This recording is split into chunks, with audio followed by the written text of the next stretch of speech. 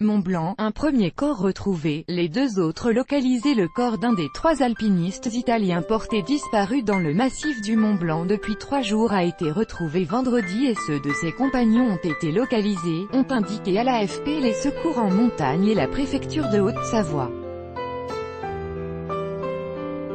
La personne décédée a été identifiée comme étant Luca Lombardini par le peloton de gendarmerie de haute montagne, PGHM, de Chamonix, qui avait lancé un appel à témoins. Les 2 autres alpinistes ne peuvent pas être vivants. Ils sont probablement ensevelis sous des pierres et de la glace.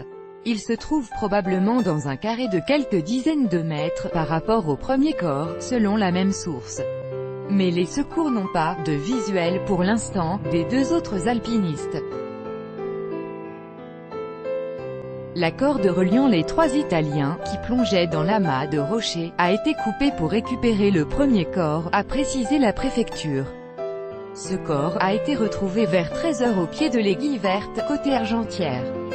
Les 3 alpinistes évoluaient sur une arête à 3400-3500 mètres.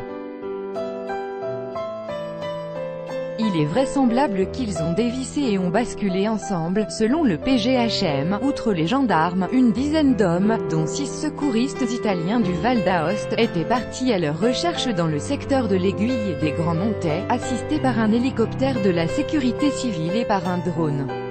Les opérations de récupération des corps reprendront samedi matin. Selon l'agence italienne ANSA, l'un des disparus, Alessandro Lombardini, 28 ans, est membre du secours alpin de la garde des finances de la ville frontalière de Bardoneschia. Il était accompagné de son frère Luca, dont cette sortie était le cadeau d'anniversaire, et de la fiancée de ce dernier. Selon la compagnie du Mont-Blanc, les 3 disparus avaient pris la première benne mardi pour rejoindre le secteur des Grands Montets, à 3300 mètres d'altitude. Ne les voyant pas revenir, l'épouse de l'un d'eux avait alors alerté les secours italiens.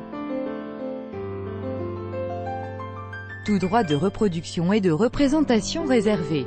Copyright 2018, Agence France Presse.